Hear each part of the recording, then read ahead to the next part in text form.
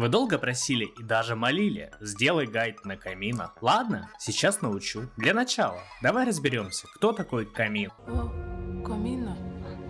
Да не камина, блин, а братан.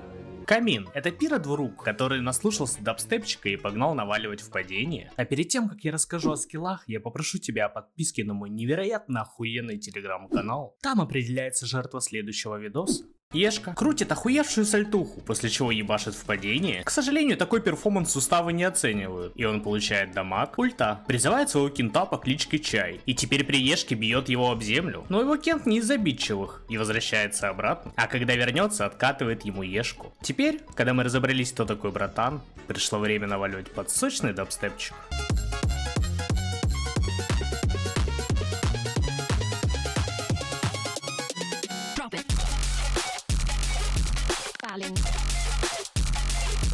Hélas.